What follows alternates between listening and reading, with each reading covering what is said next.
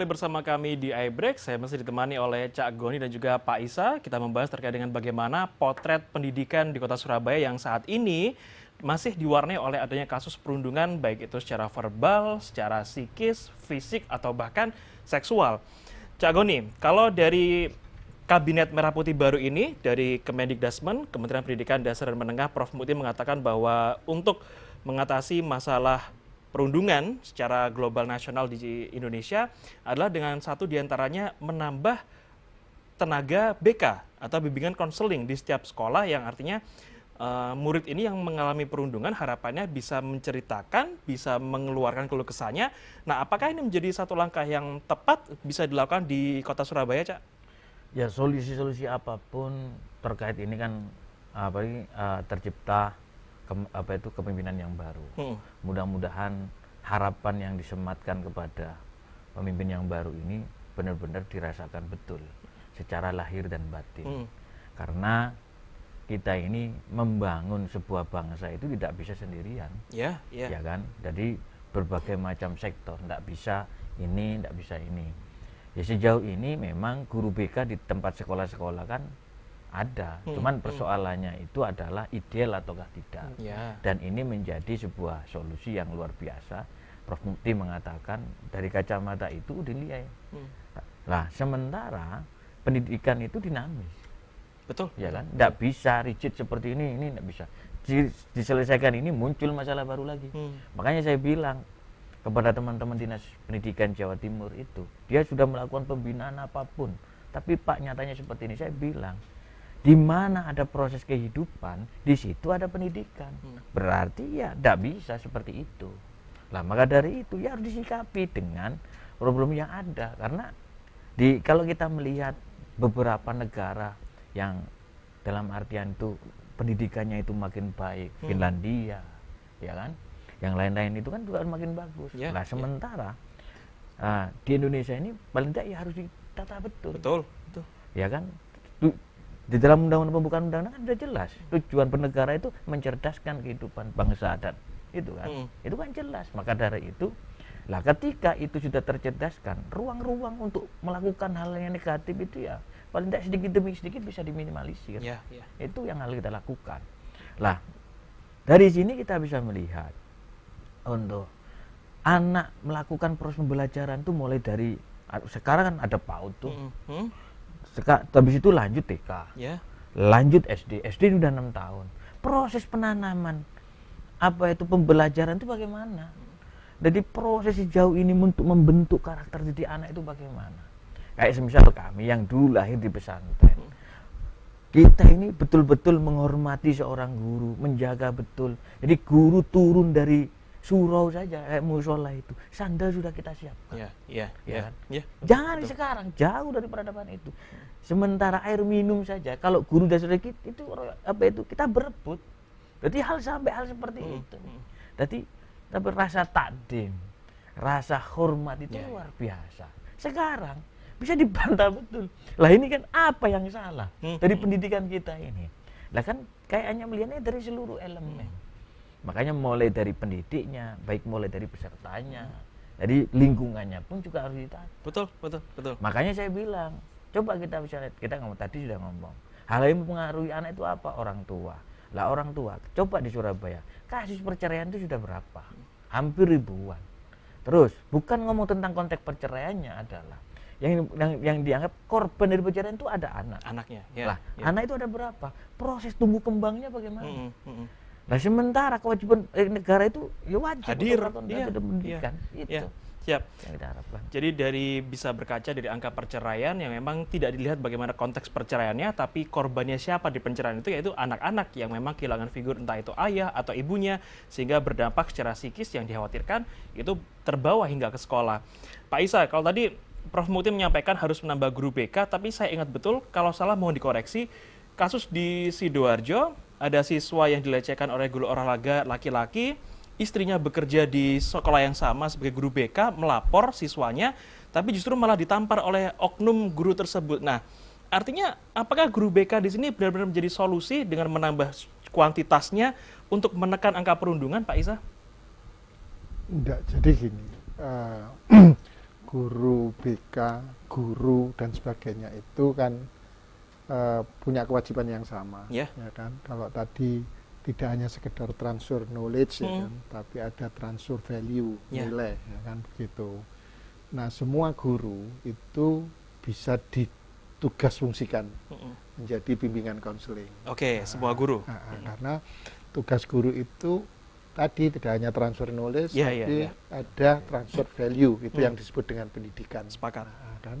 Sehingga penambahan jumlah itu mungkin akan bicara banyak variabel, tetapi penambahan fungsi itu akan cepat terlaksana karena tidak butuh anggaran, tapi butuh semacam keberpihakan bahwa fungsi guru selain sebagai guru yang mengajar, tapi juga sebagai bimbingan konseling. Nah, sehingga apa yang menjadi kesepahaman itu akan segera bisa diselesaikan. Nah, itu yang pertama.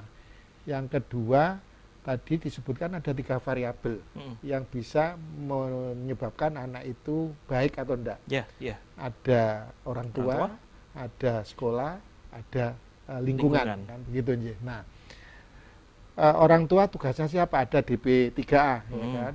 Ada dengan seluruh programnya itu yang tadi katanya sampai ke RW-RW itu ngapain di sana? Kalau kemudian ternyata di kampung-kampung masih banyak ditemui, ya kan? Anak tidak sekolah, anak terlantar atau anak mengalami perundungan. Mestinya dengan adanya DP3 kemudian sampai ke bawah di tingkat RT, ada semacam kader Surabaya Hebat, ada Satgas dan sebagainya itu, potensi terjadinya kekerasan di luar sekolah dan lingkungan itu bisa diminimalisir. Kan? Nah, yang kedua miris lagi di sekolah, ya kan? Di sekolah tingkat kekerasannya tinggi. Nah, tetapi kan kalau kita bicara aturan sekolah, maka pemerintah kota tidak bisa menjangkau. Nah, di satu sisi, ya kan tadi saya sebutkan tingkat SMA. Nah, ketika pemerintah kota menjangkau itu tidak bisa karena provinsi mengatakan stop, itu bukan wilayahmu kan begitu. Tapi kan pemerintah kota punya tanggung jawab. Nah, warga Surabaya tinggal soalnya. Kemudian seperti apa pemerintah provinsi punya kerelaan, ya kan. Ketika itu menjadi tanggung jawab pemerintah kota, mereka kemudian membuka ruang supaya program pemerintah kota bisa jalan. Nah, ada problem komunikasi di sini, sehingga menurut saya dibutuhkan. Kalau saya melihat dibutuhkan sebuah instrumen yang tidak mengenal, ya kan, itu provinsi atau kabupaten kota, tetapi ini punya concern untuk melindungi anak dari tindak kekerasan. Betul. Saya sih mendorong sebetulnya di kota Surabaya yang katanya kota layak anak dunia, kota layak anak itu ada semacam komite, ya kan, Komisi Perlindungan Anak Indonesia, KPAI, ya kan, untuk Surabaya. Kenapa Surabaya penting? Karena Surabaya itu kota layak anak nasional, kemudian kota layak anak dunia satu-satunya dari Indonesia, sehingga keberadaan lembaga ini menjadi garansi untuk menjamin bahwa perlindungan anak di Surabaya sudah berjalan atau belum. Kan begitu. Baik. Nah, yang ketiga adalah lingkungan. Lingkungan itu ada kepolisian, ada Satpol PP. Nah, seperti apa kemudian Satpol PP dan lingkungan dan kepolisian itu bisa meminimalisir potensi-potensi. Kayak tadi yang diceritakan tadi di sebuah SMK di Surabaya, ya kan. Kemudian terjadi kerusuhan. Di luar lingkungan sekolah. Nah, seperti apa kawan-kawan Pol PP, kawan-kawan kepolisian mampu mendeteksi itu sehingga tidak terjadi apa yang disebut dengan kekerasan tadi. Jadi lembaga kepanjangan dari KPAI ini penting ada di kota Surabaya, tidak hanya sekedar hadir, tapi untuk memastikan bahwa kota layak anak nasional, kota layak anak dunia ini tidak hanya sekedar label, tapi memang betul-betul terimplementasi dengan jelas di kota Surabaya, anak-anaknya bisa menempuh pendidikan dengan rasa nyaman dan juga aman, bebas dari perundungan. Pemirsa, jangan kemana-mana, kami akan segera kembali usai jeda berikut.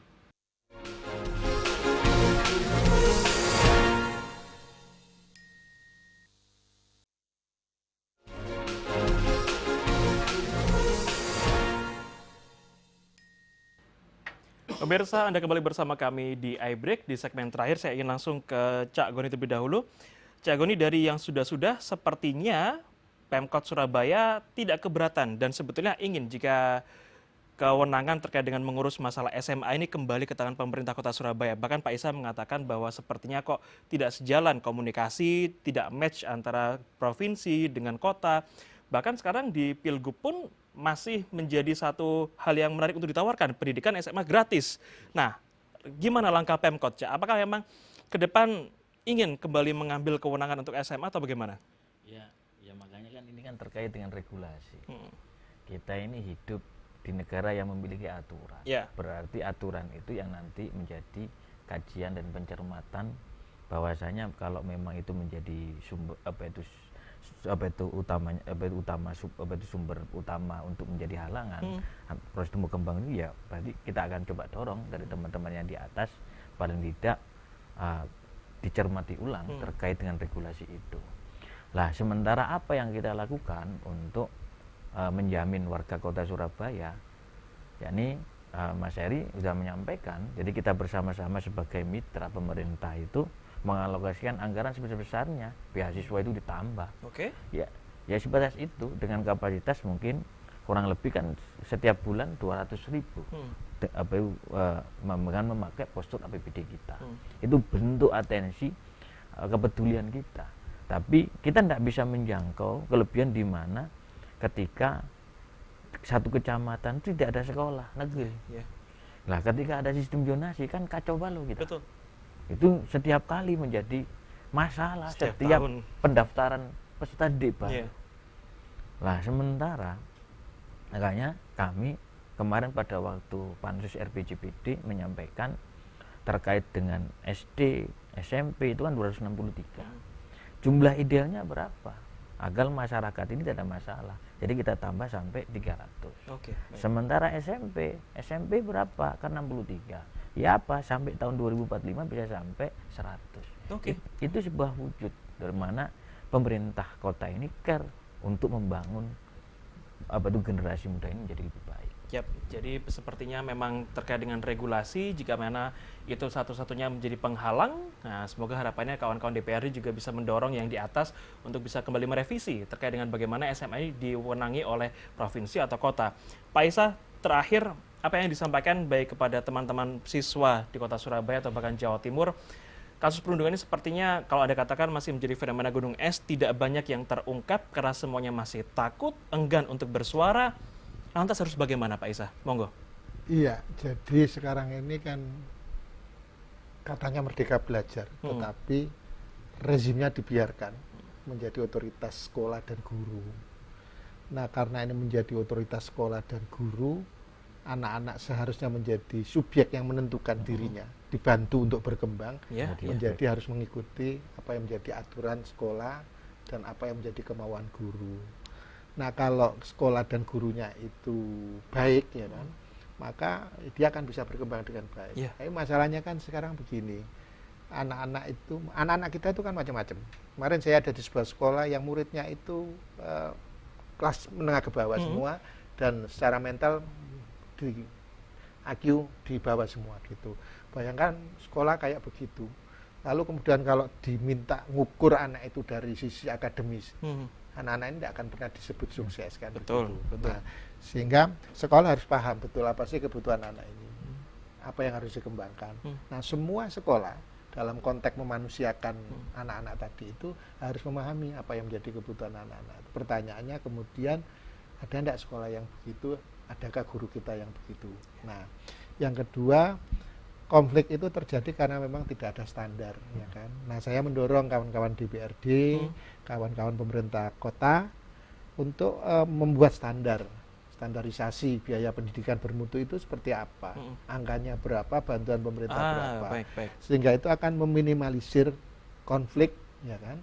Kalau misalkan anak kelompok menengah ke bawah itu biasanya kan problem pembiayaan. Kalau mereka tidak bisa bayar, maka kemudian dia diancam untuk dikeluarkan atau tidak boleh ikut ulangan. Ini kan bentuk kekerasan. Nah, untuk meminimalisir kekerasan itu saya kira sudah saatnya Surabaya sebagai kota layak anak pernah punya Perda 16 tahun 2012, sudah 12 tahun tidak pernah direvisi.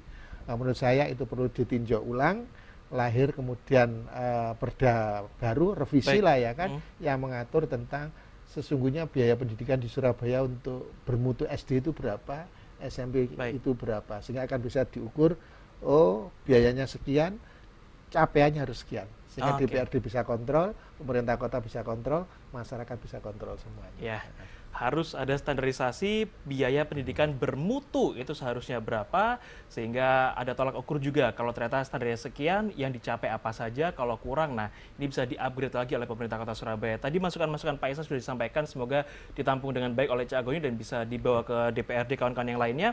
Dan kita berdoa juga supaya bagaimana Kota Surabaya ini tidak hanya sekedar mendapatkan predikat saja, tapi seluruh siswa, seluruh anak-anak di Kota Surabaya bisa merasakan betul bahwa Surabaya pemerintahnya hadir untuk mereka dan juga kotanya betul-betul layak untuk mereka hidup dengan aman, nyaman dan juga bahagia. Terima kasih Cak Agoni, Pak Isa terima kasih sudah hadir di studio kami. Pemirsa, saya Oki Sandi mewakili kerabat kerja yang bertugas juga mengucapkan terima kasih atas kebersamaan Anda hari ini. Mari bersama-sama kita sebarkan semangat cinta damai. Selamat pagi, selamat beraktivitas.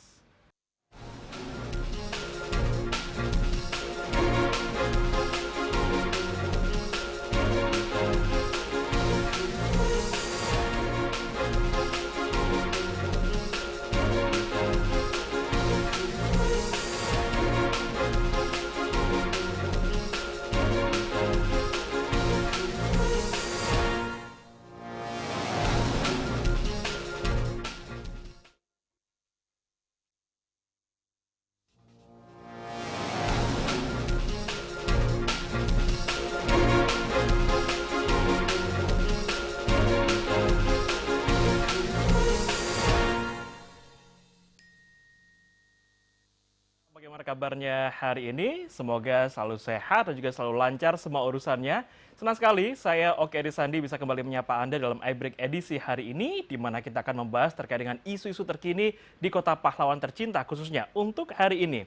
Tentu pemirsa di rumah ingat bahwa pada peringatan Hari Anak Nasional kemarin, Kota Surabaya juga mendapatkan predikat yang luar biasa, prestasi yang luar biasa sebagai kota layak anak. Namun memang hal ini cukup disayangkan, di mana terkait dengan angka perundungan, baik itu perundungan secara fisik, verbal, atau bahkan seksual, ini juga tengah meningkat. Tak hanya di Surabaya, tapi fenomena perundungan ini juga terjadi secara di skala nasional yang perlu menjadi perhatian khusus, tidak hanya bagi pemerhati pendidikan, tapi juga semua pihak. Karena tentu sekolah ini menjadi rumah kedua bagi siswa-siswi, di mana mereka seharusnya menjadi tempat untuk mengenyam pendidikan, untuk menyalurkan minat bakatnya, tapi justru menjadi satu tempat yang mereka takuti untuk datangi. Karena khawatir mendapatkan perundungan yang justru tidak hanya datang dari siswa saja, sesama siswa, tapi juga bahkan datang dari oknum-oknum, baik itu oknum wali murid ataupun oknum guru. Nah, kita akan bahas terkait dengan bagaimana kondisi terkini di Kota Surabaya terkait dengan aksi perundungan-perundungan yang terjadi beberapa pekan terakhir ini. Sudah hadir bersama kami narasumber yang siap membahasnya terkait dengan bagaimana kondisi bullying di Kota Surabaya tercinta. Ada Cak Abdul Goni Muklas Niam, anggota DPRD Kota Surabaya. Selamat pagi Cak Goni. Pagi. Sehat Cak Goni? Alhamdulillah sehat. Alhamdulillah sehat selalu. Ada Pak Isa Ansori, pengamat pendidikan Jawa Timur. Selamat pagi Pak Isa. Pagi, Mas. Sehat nggak Pak Isa? Alhamdulillah. Waalaikumsalam warahmatullahi wabarakatuh. Cak Goni, saya izin ke Pak Isa terlebih dahulu. Yuk. Pak Isa, boleh diberikan gambaran kepada kami dan juga pemirsa di rumah, apa kabar kasus bullying di Kota Surabaya khususnya? Belum meluas ke Jawa Timur, tapi di Surabaya memprihatinkan, butuh perhatian, atau landai-landai saja, Pak? Enggak, kalau dibanding tahun 2023 ya. 2023 itu seluruh kasus di Jawa Timur itu ada 1.271. Nah, di 2024 ya, sampai dengan bulan Oktober itu tercatat, tadi pagi ada tambahannya, Okay. 3 itu ada sekitar 320 ya kan, 320. Prediksinya sih kalau sampai bulan Desember dibanding tahun 2023 itu biasanya menurun kan. Kelihatannya menurun, tapi tren kekerasannya ini yang menarik. Ya, pertama, tren kekerasan itu banyak terjadi di lembaga rumah, domestik dan sekolah. Ya kan? Nah, kemudian dari rentang umur itu usianya lebih banyak, kemudian usia 14 sampai dengan 18 tahun. Itu artinya kalau terjadi di sekolah di tingkat SMP terakhir atau di tingkat SMA. Nah, kasus-kasus yang banyak terjadi di data kami itu pertama, kasus kekerasan seksual itu cukup tinggi. yang kedua kekerasan fisik, ya kan. Kemudian yang ketiga adalah penelantaran di dunia pendidikan. Nah, kasus-kasus ini itu sebetulnya menjadi catatan penting.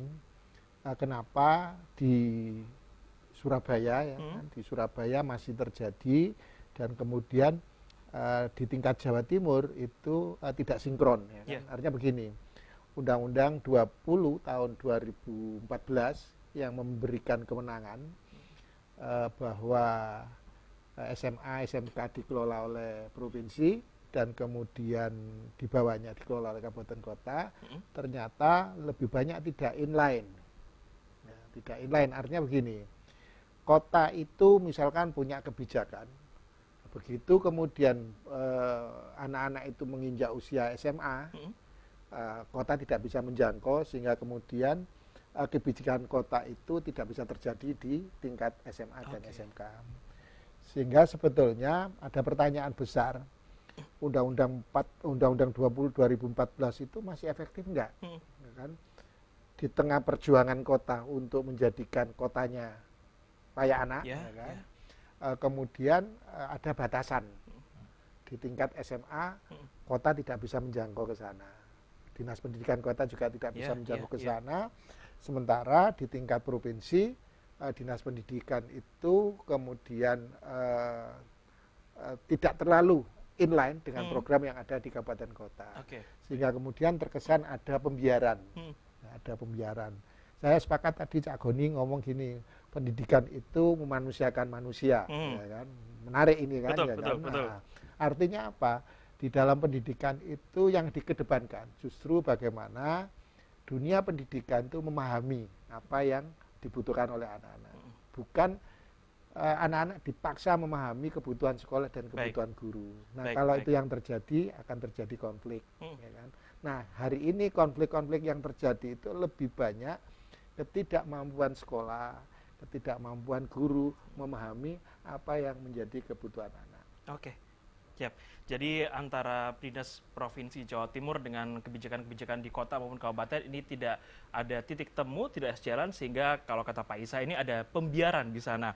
Cak Goni melihat kota Surabaya sebagai kota metropolitan terbesar kedua setelah Jakarta, atau bahkan pertama, karena Jakarta adalah sebuah provinsi yang harusnya menjadi kota layak anak, ramah anak, pendidikannya juga maju, tapi melihat bahwa masih ada, bahkan seringkali ditemui kasus perundungan yang itu justru mencoreng kota Surabaya.